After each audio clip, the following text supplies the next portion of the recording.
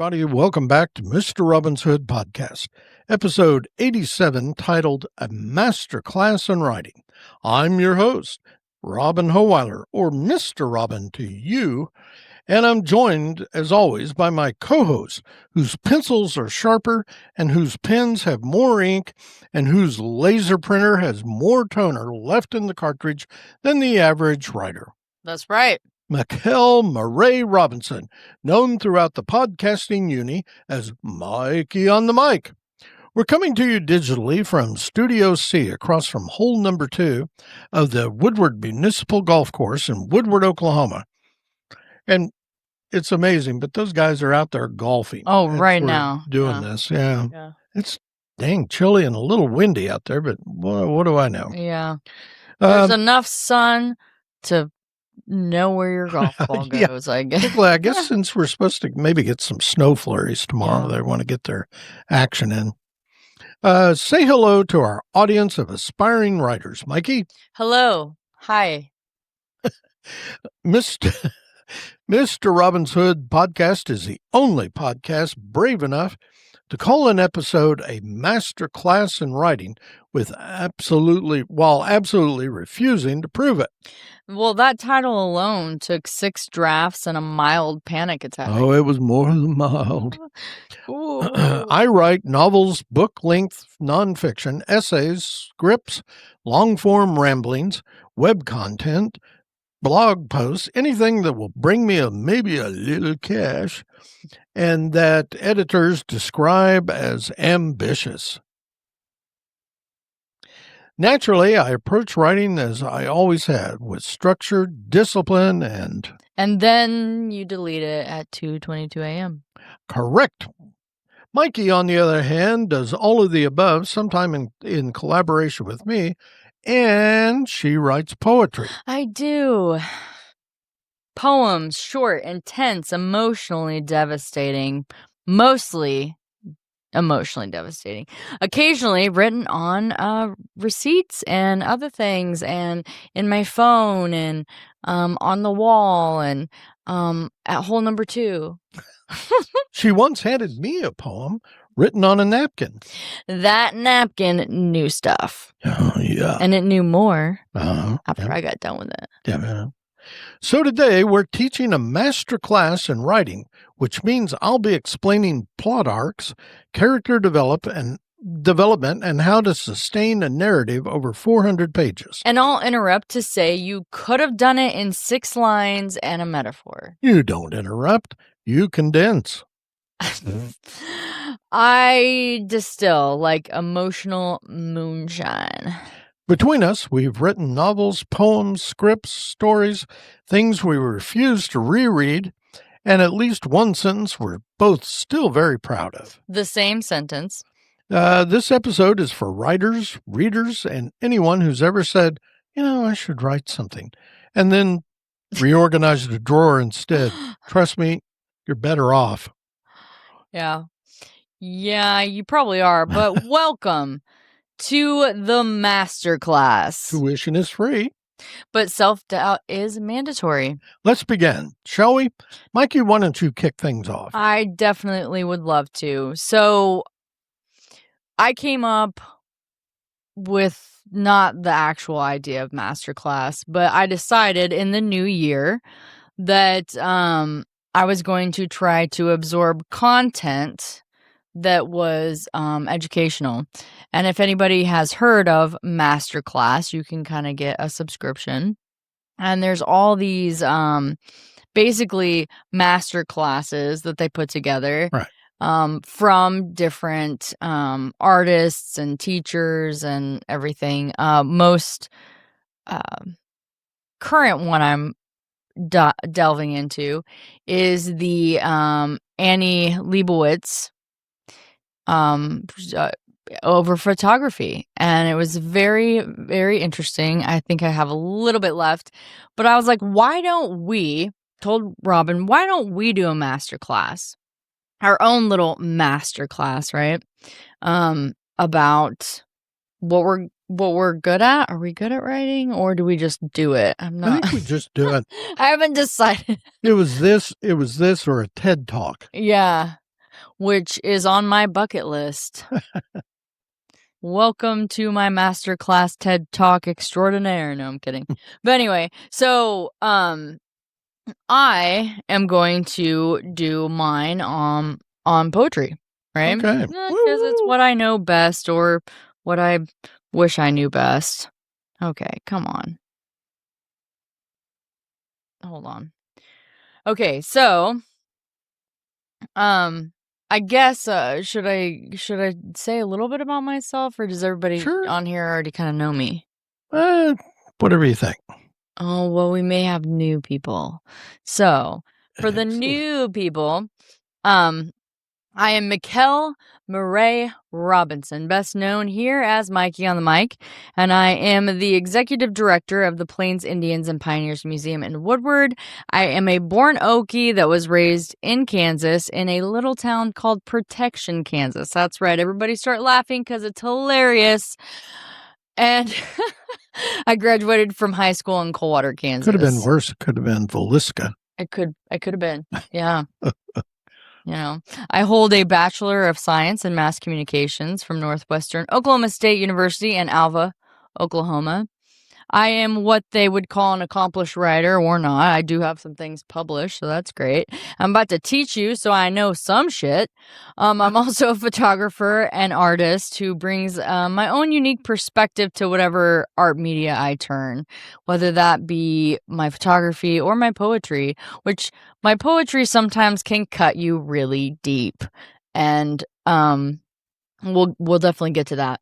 I do have a couple chapbooks that are published on Amazon, and they are For the Days We Spend in Hell, and then the follow-up with For the Weeks We Spend in Hell. And my photographs and paintings have been exhibited in galleries, coming up with some more gallery shows throughout Western Oklahoma and Kansas. And I've got a husband, 4 cats, and I live in an old farmhouse that is now in the middle of town, which is weird, but I love it there. There you go. I love it there. So to get started, what is poetry, right? That seems like a silly question to ask, but it's a masterclass, so there's no silly questions here. But it is a form of literary expression that uses rhythmic and metaphorical language to evoke emotions, convey ideas, and create vivid imagery. And I think my favorite thing about poetry, or one of them, is using words to create the vivid imagery. That when you write poetry, sometimes what you convey in the writing evokes a wild emotion that you would never think that a sentence that says, hold on, I've got a poem that has what I would say that kind of vivid, imaginary emotion being brought forth. And I'm gonna pull that here. Okay, that's not right. Okay. So, the air tastes of honey, but the bees never returned. To me, that's really that's kind of that in a nutshell. Right. The air tastes of honey. Do you imagine yourself tasting the air and it tasting like honey, you know? And then, but the bees never returned. What do you feel like that means? That what kind of vivid imagery did you just get from that little blip? Me walking along and and then a bee flies in your mouth. Oh shit. Thanks for putting me on the spot, by the way. Well, that's what I'm good at. This is a master class. I'm making you a master. Oh, swell. I don't know, but it's it's very evocative. I mean, it gets your brain starts Right. turning, Yeah, trying to put that image together and figure it out. yeah, and almost like trying to form what does that actually mean to you. That's Mhm. another thing about poetry I think is great. I can read you a poem and everybody in that room is going to experience it in a different way. Mhm. It's going to hit them in a different way. They're Yep. going to feel a certain way, but it's not ever going to be the same. But that poem that I pulled that from, I'll read the whole thing because I feel like Sure. I teased the shit out of you, and I hate that for you. So I'm going to give you the whole thing. But it goes, and this one is actually oh, maybe not. I take that back. What I was going to say, exit. Just like act like I never said it. Okay, here it goes. The pain comes from everywhere. The pages never turn. The air tastes of honey, but the bees never returned. I've forgotten what's important, never giving myself space. The wind sweeps down the plains, taking my energy in its place. Robbing me of everything, the space I'm at is heavy. I question God for it being this way. I want to be okay, but this is just something logic can't explain. That's really cool. So, whatever that means to you. But I think another really cool thing about poetry is it doesn't live in a box. It's a fluid, flowing thing or energy or however you want to put it, that has no rules. And I really hate rules, so that's why I love poetry so much, because there's no rules. You can do whatever you want to do with it. I truly believe that. It doesn't have to rhyme. It can be just a bunch of random words, but if it meant something to you and you felt something or you were able to deplete yourself of whatever you felt because you put some random ass words on a page, that's poetry, There you go. It often employs various techniques, which is what I was kind of talking about, the rhythm, meter, symbolism, which enhances its meaning and the aesthetic appeal, right? Mhm. And it can be more abstract, like I was saying. It doesn't fit in a box. You can put that box in another box and you mail that box to yourself. And when it arrives, I'll smash it with a hammer. Now that's just me reciting the Impersonate Groove. But anyway, if you knew that and enjoyed that, you're welcome. But it also allows readers to engage with the text on a deeper emotional and intellectual level, which we all need from time to time. It can take many forms, including sonnets, haikus, free verse, narrative poems, each with its unique style and purpose.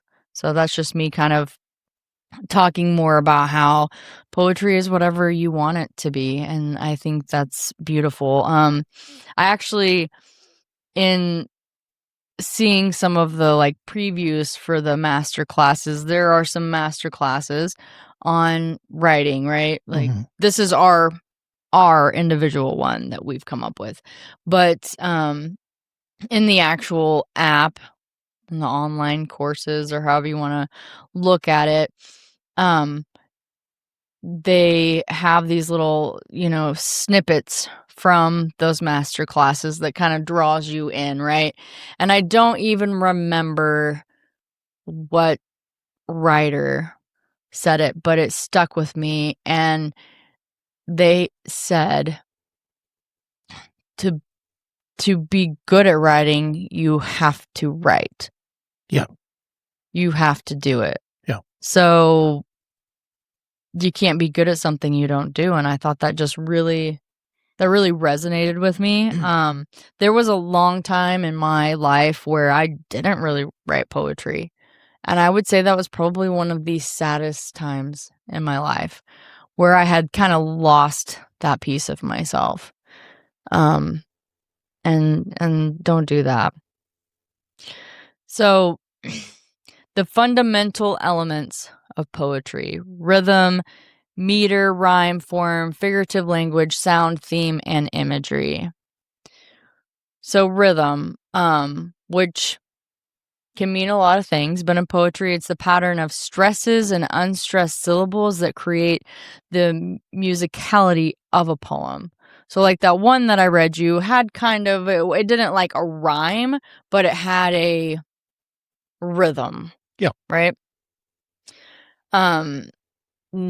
When I refer to meter, I'm talking about the basic structural pattern of syllables in each line, often described in terms of like feet. Then rhyme, the repetition of similar sounds, usually at the end of lines, which can create a sense of closure or connections. Form, the overall structures of the poem, including the number of lines, stanzas, and rhythm scheme, which can be traditional or free. Figurative language, and this is one of my favorite pieces. I like to use a lot of figurative language in mine. It's a literary device like metaphors, similes, and personification, which add depth and layers of meaning. Sound devices, so techniques like alliteration, they manipulate sounds to create specific effects, which sometimes when you write out a poem and you're writing it and you're trying to write it to where the person that reads it will be able to follow the rhythm and it, you know what I mean? But that's something I feel like is really fun about being able to read your poetry and have people hear it, is because I don't know that when I read somebody else's poem that I'm reading it in the rhythm and the way that they intended it to be read. Sometimes that's just really hard to assimilate in poetry. I mean, yeah, you break the line, so you hope for a breath, but maybe you wanted an extra pause in there, and just one comma in there gives it a pause, but maybe it's not a long enough pause. Maybe you want this dramatic pause. I mean, so it's fun to actually hear people read a poem that I've read and then hear them read it the way that they intended it to sound, I guess. Right. So the central idea or message the poet is trying to convey, that is the theme. And the running theme in my poetry is kind of dark, sad, very emotional, and my poetry sometimes is me kind of working through that, you know? So poetry is really kind of a therapy for you. Yes, I would say it's very much so. I don't need a therapist. I write poems. And that is my masterclass. Cut. I'm kidding. Imagery. So on to imagery. Vivid descriptions that appeal to the senses, helping the reader visualize the poem's world. Love imagery. That's kind of what I was getting with the air tastes of honey, but the bees never returned. You know, that can mean so many different things. But writing poetry involves expressing emotions and ideas through structured language, and it can be approached in various ways. Really, any way you want to approach it is the right way, in my opinion. Do I think everybody can write poetry? I do. I really do believe that anybody can write it, because it's whatever you want it to be, and it can't be wrong. To me, poetry just isn't wrong. You know what I mean? It's a beautiful expression through writing or whatever. But so steps to get started with poetry writing, like I was talking about that masterclass, the official masterclass, is you just have to do it. You know, you just have to do it to be able to be good at it. And really, who cares if you're good at it? Honestly, I feel like sometimes we get hung up on, am I good at this? Am I good at this? And really, at the end of the day, it's like, no, but it doesn't matter if you're good at it. Does it pour into you and help you in whatever way. And that, to me, that's good enough. But reading poetry, like, really begin by immersing yourself in poetry. Read anything you can get your hands on, read a variety of poems to understand the different styles, the themes and structures. And this will help you find inspiration and develop your own voice as well. I feel like a lot of my poetry, I think you could read it and know it's mine. If that makes sense. It's, what am I trying to say? You have a voice. Yes, my voice. It's unique to me, and if you read enough of my poetry, then you kind of pick up on that. Choose a topic or a theme. So select a subject that resonates with you. So maybe you just love nature and you want to write poems about nature. I actually do that a lot. And it could be something you love, to a personal experience, even an emotion you want to explore. And this can all serve as the foundation of your poetry. Then select your poetic form. So decide on the structure of your poem. You can choose from the various forms such as sonnets, haikus, free verse, or limericks. And each form has its own rules and characteristics which can guide your writing, which at the end of the day, though, there really aren't like actual rules, but if you're trying to fall into the structure of a poem and you want to follow those, there are suggestions, I'm going to say, of the best ways to do that. Steps to get started with writing poetry. Free writing, just start writing. Again, here I am back to that. Just start writing. Choose a topic, write down everything that comes to your mind. Don't worry about the structure. Don't worry about any of that.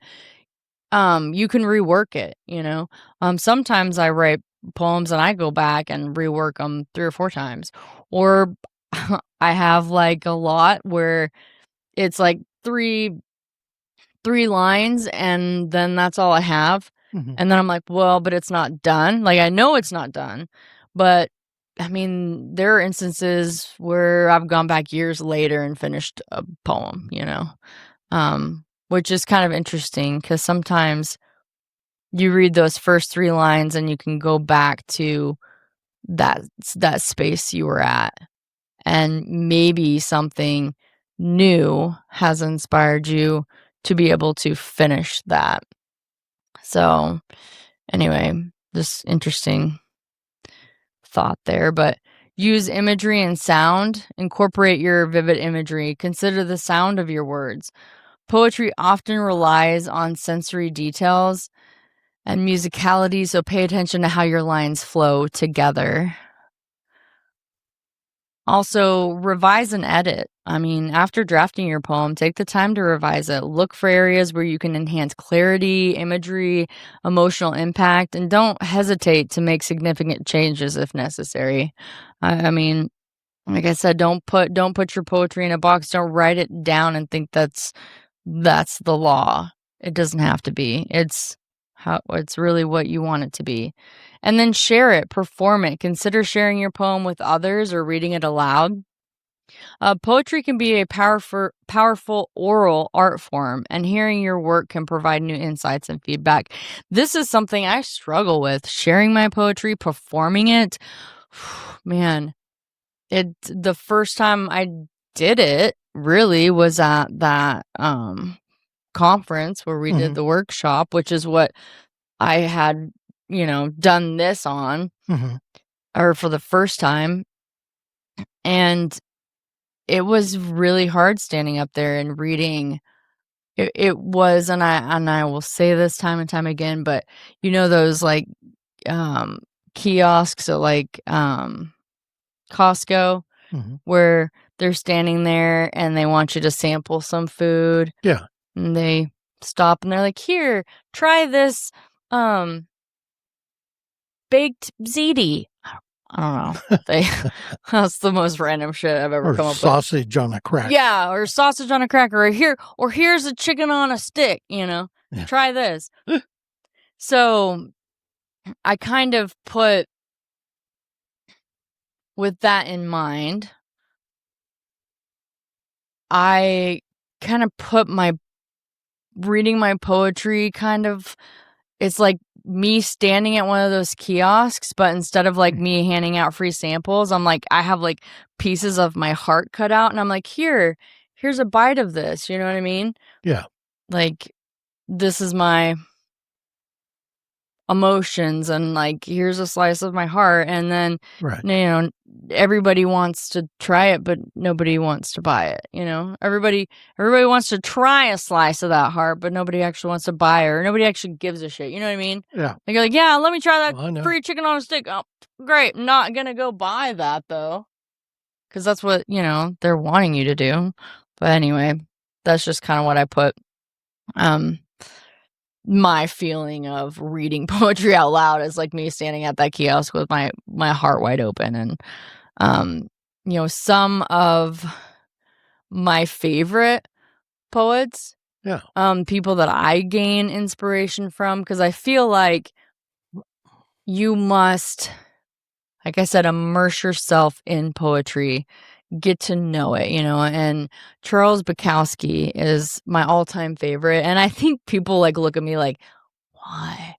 Because he was kind of a chauvinistic pig a little bit. He was always kind of talking down to women, or he had a lot of crappy stuff to say in his poems. But I think that's one of the things I love about it, because it's real, it's raw, it's how he really truly felt. Very honest. Yes, and at the end of the day, I'm just like, I'm not going to, when I read poetry, I don't read it to be offended by it, one, and two, I don't give people that much power, I'm not going to give Charles Bukowski power in his poems to piss me off. Right. More or less, I read his poetry and I appreciate his honesty, that he had the balls to say some of that stuff, because you know what? That can be tough to do. Yeah. And he definitely did it. Emily Dickinson, she has, and I don't even know if this is part of a poem or if this was just a saying that she said, but she has, is quoted, or has a quote, or maybe it comes from a poem, I'm not 100% sure. She says, I am out with lanterns looking for myself. And I always love that, because who hasn't felt like that, where you just are completely lost and you're out in the dark with a lantern, and what are you looking for? Yourself. But you're with yourself, but you're lost from yourself. It's just beautiful stuff. Robert Frost, love him. Edgar Allan Poe, I mean, who doesn't love Edgar Allan Poe? E.E. Cummings, even Shel Silverstein. I mean, it's funny. And another one that people usually assimilate as a musician, a singer, but is an amazing writer and poet, and that's Halsey. And Lily Reinhart, also, she's an actress that played in Riverdale. She played Betty. But she has some really, really great poetry. And also Jim Morrison. I don't know that a lot of people know that, the singer from The Doors. And really, songwriting to me is kind of poetic. It's kind of poetry put to music in its own regard. But I just love poetry and all of its expressions, and being able to use it as a form of not just self-expression, but communication. I mean, sometimes it's like, I don't know what I want to say, but I could write you a poem. So how about that? Would you like to hear and have me read a poem before we move on to your masterclass? Sure. Okay, I'm trying to think. I'm thinking about maybe reading one that I just wrote. Hold on. I gotta find it first.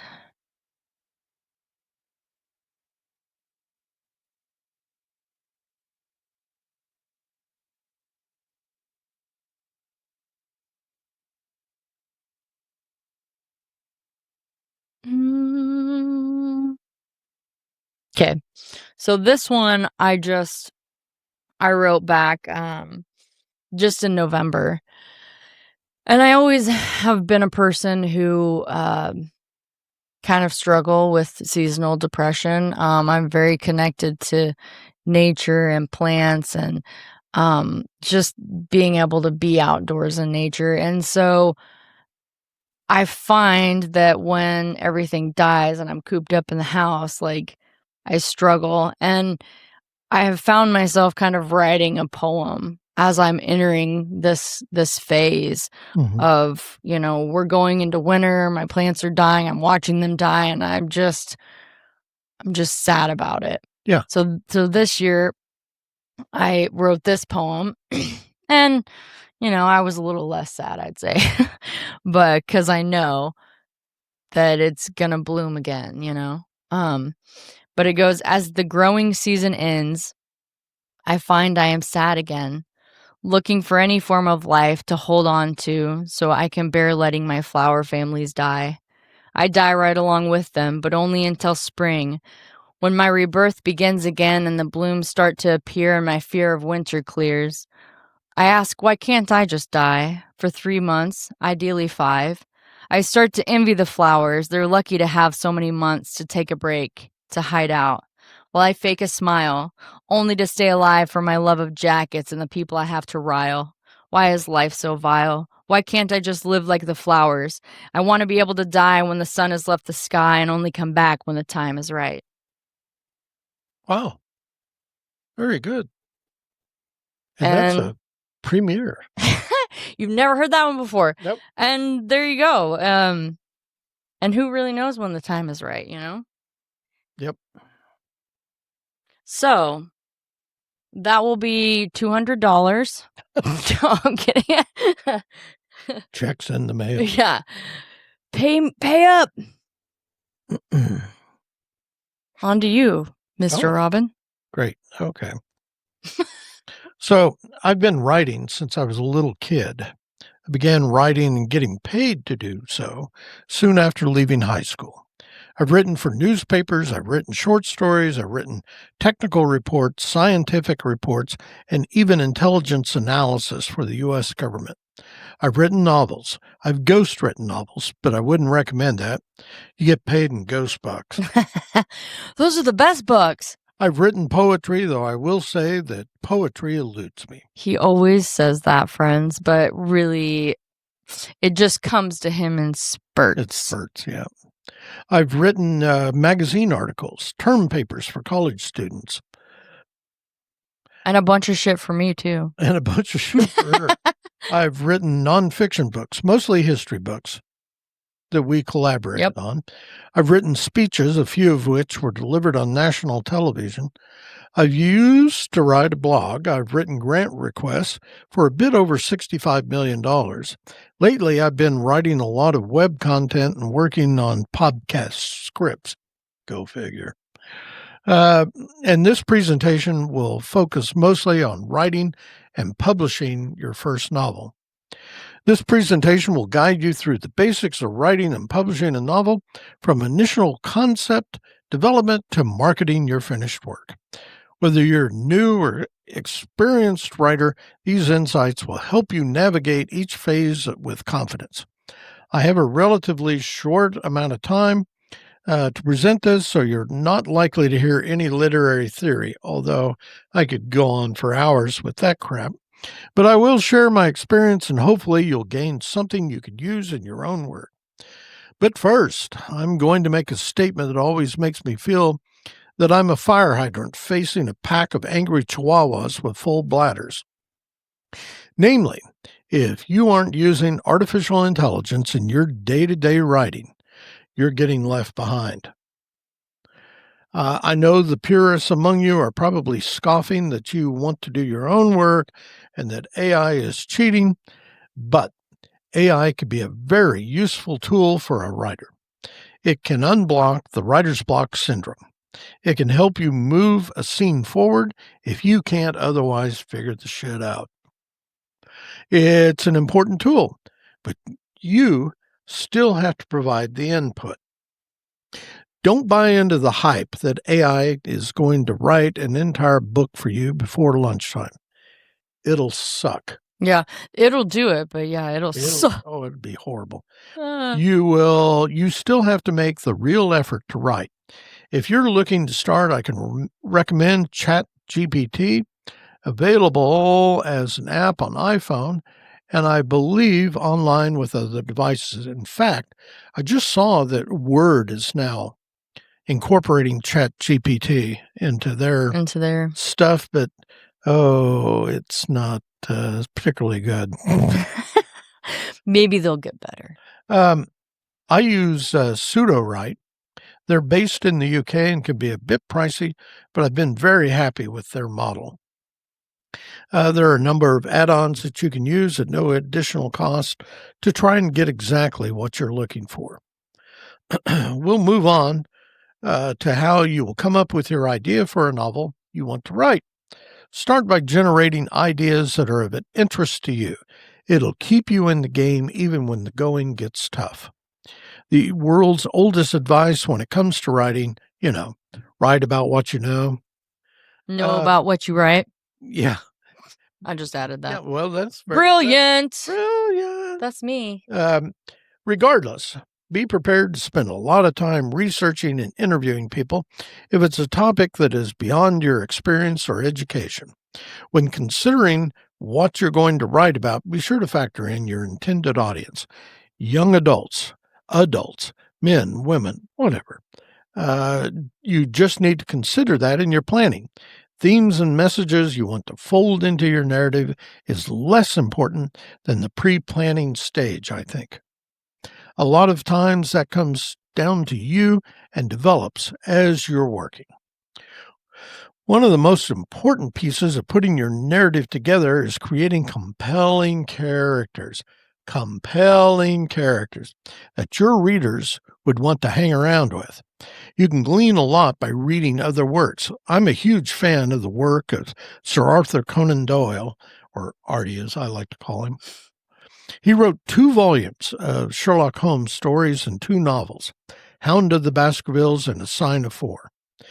The characters in the stories and novels, both Holmes and Watson, the 2 protagonists, as well as sub-characters and even people the protagonists meet, are all interesting and compelling in their own various ways.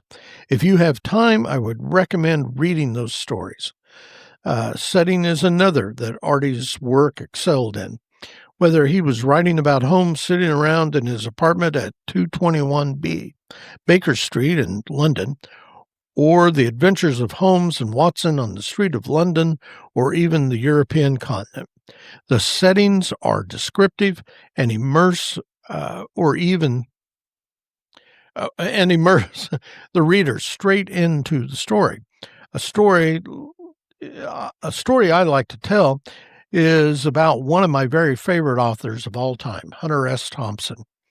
Is that when Hunter was starting out as a writer, he read and then copied word for word one of Ernest Hemingway's books, A Farewell to Arms.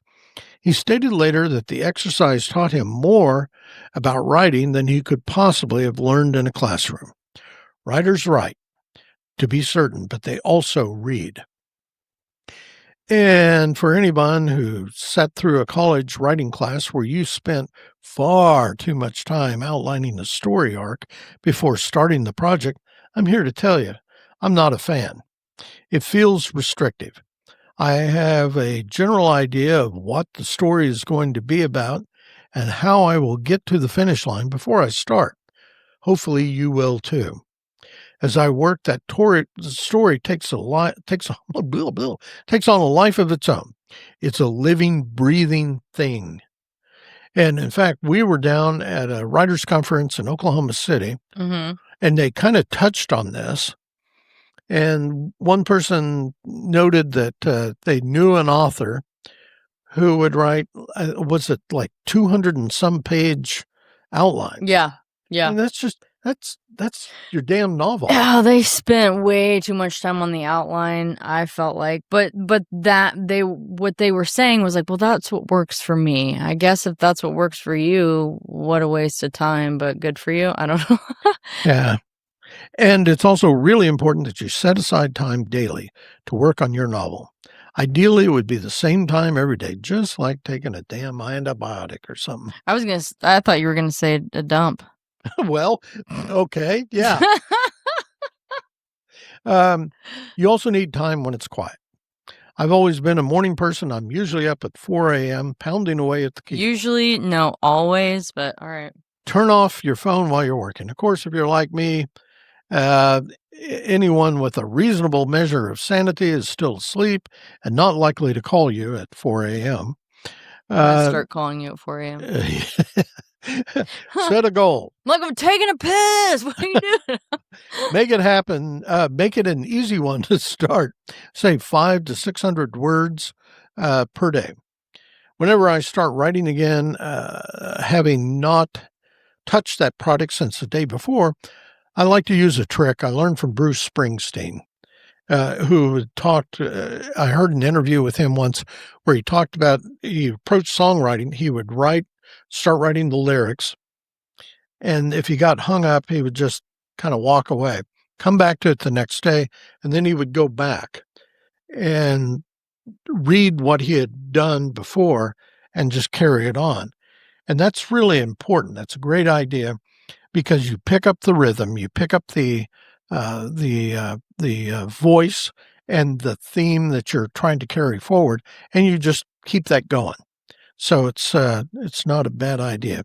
It kind of gets you back in the groove.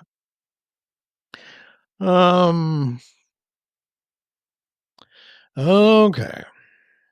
I'm going to dip into a subject that creates more controversy than it should when I discuss writing in a group or even with Mikey, namely rhythm.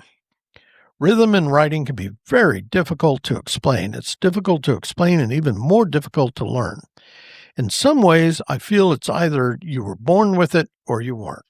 I agree. I'm sure you could get a million different opinions if you were to ask. The one thing I do know is that good writing is all about rhythm. One man's opinion. You'll lose readers if you're going along at 120 miles an hour and suddenly hit a pothole. In other words, you fall out of rhythm. Mikey, with whom I have collaborated on a number of projects, is a poet, as she mentioned. She and I have had spirited discussions. We have about the importance of rhythm in writing. She likes to point out that a lot of poetry doesn't necessarily follow strict rhythm patterns. I also edit her poetry, and so I've seen examples where she is right about that. I would only offer that for prose, rhythm is everything. Keep up the momentum in your writing, it'll pay off. And your writing will develop a voice. It's important to nurture that voice and keep it consistent and make it your own.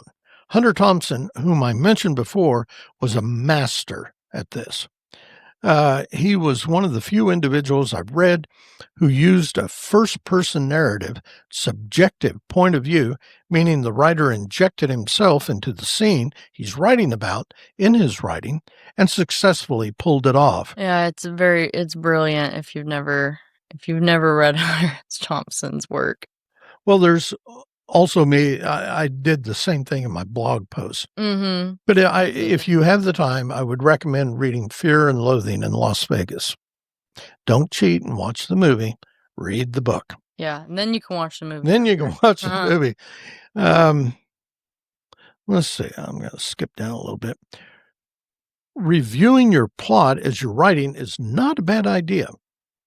And no, an outline will not help. If you haven't figured it out by now, I'm very anti-outline. You'll find if you're writing a lengthy novel, say something above 350 pages, it's easy to forget some small detail that you wrote 75 pages before. Let's say you put your character in a situation that maybe 75 pages before you added a detail that makes what you're trying to do now impossible. Believe me, it happens. If you don't catch it, hopefully an editor will. Stuff like this gets through. Trust me, some eagle-eyed reader will find it and be only too happy to point out where you went wrong. Consistency is the real key here.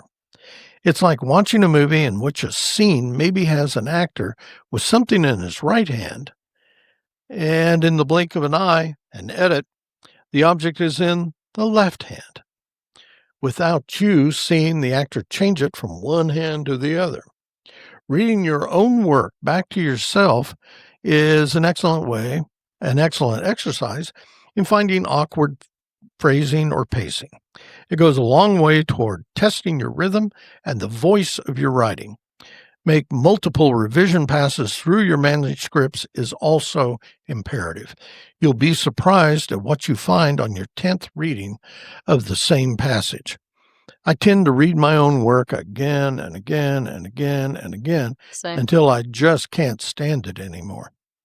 At that point, I send it off to a professional editor who will undoubtedly find something else I missed. Undoubtedly. Trying to find a professional editing service, particularly here in a rural location like where we are, can be really tough. If you belong to a writers group, you can ask your fellow members who they may know or recommend it. Outside of someone who has experience specifically working with authors and editing work professionally, I've used retired college English and writing professors. Just don't expect a lot of give and take. Former professors tend to be more, it's my way or the highway, bub. At any rate, B-. It's going to cost you buckage, but in the end, it's probably worth it.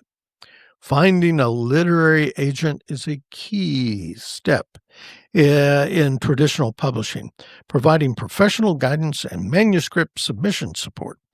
It is possible for authors to submit their manuscripts to publishers without an agent, but forget about it. Traditional publishing is competitive and time-consuming, requiring patience and persistence from the writer. Writer's Digest magazine publishes an annual edition that is filled with agents willing to take on new authors. Writer's Digest used to publish a thick, hardbound book called Writer's Market, but they have since sold that off to Penguin Random House, which now publishes an annual Writer's Market. Guide to Literary Agents, Children's Writers, and Illustrators Market, Novel and Short Story Writers Market, and Poets Market. All are available on Amazon.com.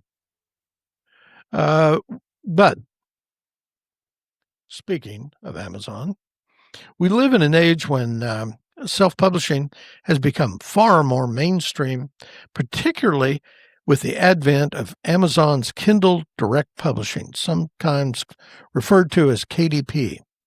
Every book I've published to this point has been through KDP, with the exception of 2 books that were published by Arcadia Publishing, which is kind of a hybrid publisher.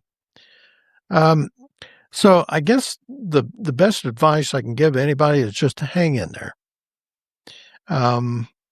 If you can find somebody to review your work and tell you why you're having trouble getting something published, yeah, it's definitely worth letting them take a look at it.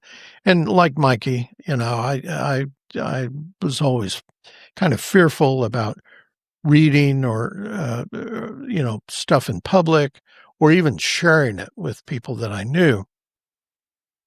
But you'll get a lot of honest insight, unless they just don't want to hurt your feelings, in which case, fuck them. But hang in he there. said. Keep going. If nothing else, you're doing it for yourself. Yep. And that is, it's art that is really is self-fulfilling, self-enriching, and a little time-consuming. But in the end, I think it's probably worth it. I agree. Okay. So, And that was Mr. Robin's masterclass. That'll be $200. Yeah. I'm just kidding. No, that was really great, Robin. I would encourage anybody out there to just write. Yeah. If that's what you want to do, do it. I mean, writers write. Yeah. Writers, they're gonna write. Shot callers, they're gonna call. I hope people are getting my ridiculous references right now. I don't know that you are, but where's my millennials out? Where you at? Okay. I hope everyone enjoyed that. If you have any questions for either Mikey or myself about today's episode or any other darn thing, you can email us at mr.robin@mrrobinshood.com or Mikey at mrrobinshood.com. If you want to send me your poem, I'd love to read it. She won't steal it, we promise. No, I can't do that. Email it to me. Also, you can find us on Facebook at Mr. Robin's Hood Podcast. As always, you can also reach out to Mikey or me via Podophone at 580-827-1113. Maybe you just want to get something off your chest or you're feeling some butt pain because of something we said during the podcast. Which we were very sweet on this masterclass, so nobody's going to do that. Right. Right? All right. No butt pain today. Give us a call. Give us a call. Keep 1-800-MIX-A-LOT. Keep in mind. That's good. Keep in mind, we aren't likely to answer, but you can leave a voicemail.